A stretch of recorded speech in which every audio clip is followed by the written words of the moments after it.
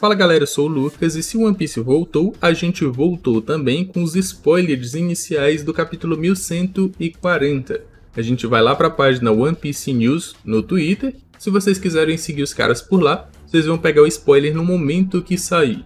Mas antes do vídeo começar, já deixa aquele like, se inscreve no canal se ainda não for inscrito. Bora lá para os spoilers iniciais do capítulo 1140 com o título Scooper Gaban. Com a capa, história de capa. Usu ataca Uchi com facas.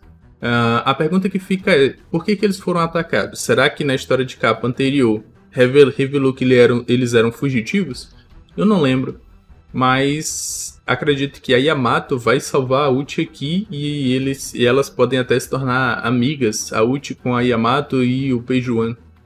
E pode ser que a Yamato dê um destino diferente para os dois em Wano. E aí eles tenham algo para fazer em alguma das províncias lá. Agora indo diretamente para os spoilers. Luffy vs Gaban. Luffy vs Gaban começa, né? Então nesse caso, Gaban controla a luta e acerta Luffy várias vezes. O Luffy base? Mesmo o Luffy base, o Gaban ainda consegue controlar a luta e acertar o Luffy várias vezes? O Luffy já é nível Yonkou, tá chegando próximo desse nível, então mesmo base, ele deveria conseguir manter uma luta contra um velho, mesmo que seja um velho lendário.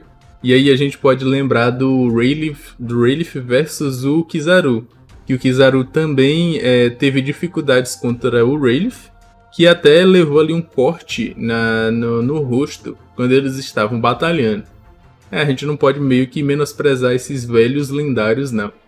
Luffy fica frustrado, então ativa o Gear 5. Caramba! Zoro se junta a Luffy para lutar. O Zoro ainda se juntou depois do Luffy no Gear 5, mas Gaban de repente se rende e dá a eles a chave. Essa questão do Luffy ativar o Gear 5 é meio aleatório, cara, porque dependendo do inimigo, o Luffy sempre varia. Por exemplo, lá contra o Rob Lute, o Luffy foi direto para o Gear 5.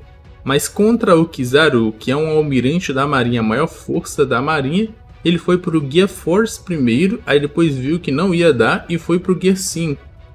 E aí não faz muito sentido. E aqui ele já foi direto para o Gear 5, não foi nem para o Gear Force para aumentar um pouco o nível. É meio aleatório. Ou então o Luffy pode mensurar ali a força do inimigo no momento e já ir para o seu máximo. Porque quando foi contra o Rob Lute, o Rob Lute também foi para o despertar. Mas contra o Kizaru não estava lutando a sério de início, então o Luffy também não lutou a sério. Foi lutar a sério depois.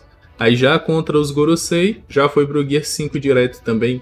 Então pode ser que o Luffy percebeu que o velho estava lutando a sério, então ele foi lutar a sério também.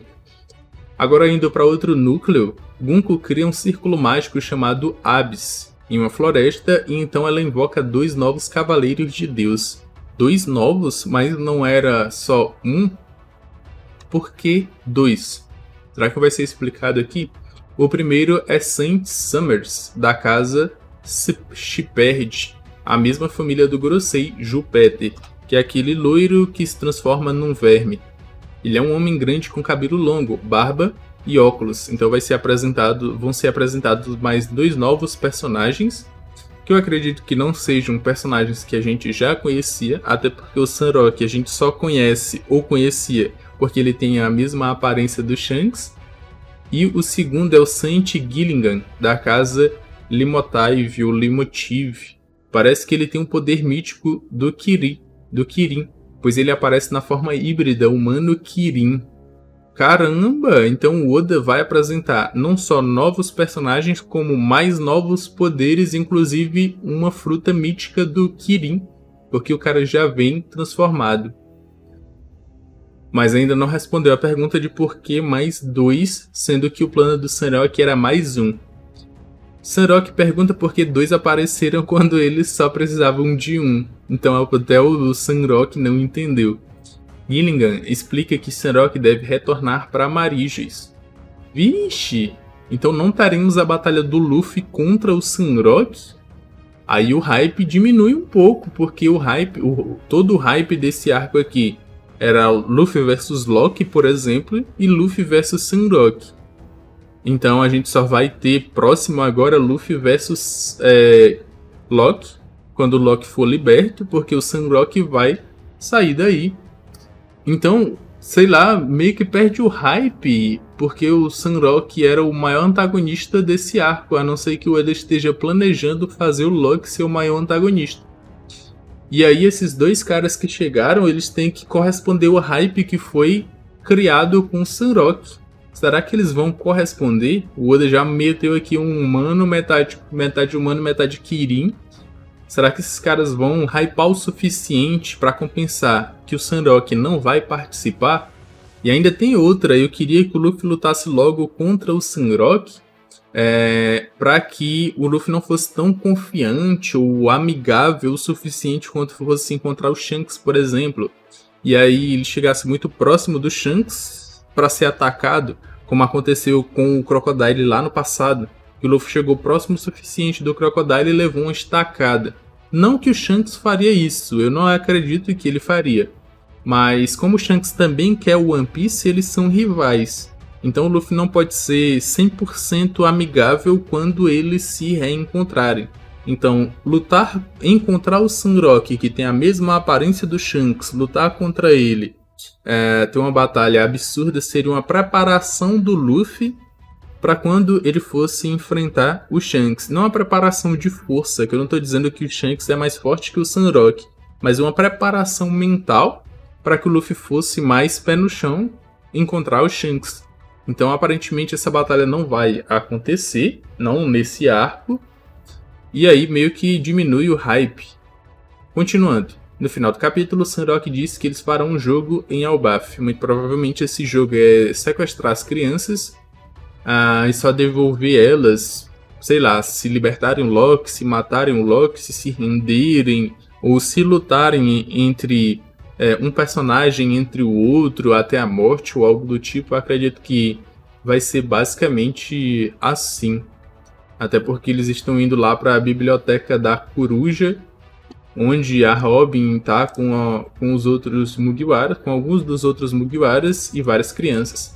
E aí a gente tem uma continuação, um spoiler adicional desse spoiler inicial, que diz que o Gaban usa um ataque nomeado que envia muitos cortes, e aí a gente vai ver esse ataque no capítulo, e Luffy desvia e vemos algumas reações enquanto o Zoro bloqueia um dos cortes para proteger o Luffy.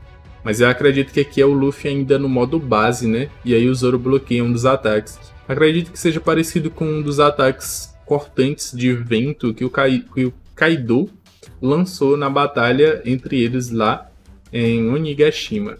Então Luffy vai para o Gear 5 e está prestes a lutar ao lado de Zoro, mas Gaban desiste. Ele vê que o Luffy no Gear 5 não é pouca bosta, e aí ele, opa, então eu vou devolver aqui a chave, porque sabe que o Luffy pode bater de frente com o Loki e vencer. Até porque o Gaban viu qual o poder do Loki e até pergunta, você sabe qual o poder do Loki pro Luffy? Então se ele viu o Gear 5 e desistiu, é porque ele sabe que o Luffy tem chance de vencer o Loki se ele se descontrolar e utilizar o seu poder. Mas eu quero saber suas opiniões em relação a esse capítulo. Já comentem aqui embaixo que eu vou estar vendo e vou estar dando coraçãozinho para vocês. Aqui na tela final vão estar aparecendo 2 vídeos que eu acredito que vocês vão gostar. E eu me despeço por aqui, um abraço e valeu!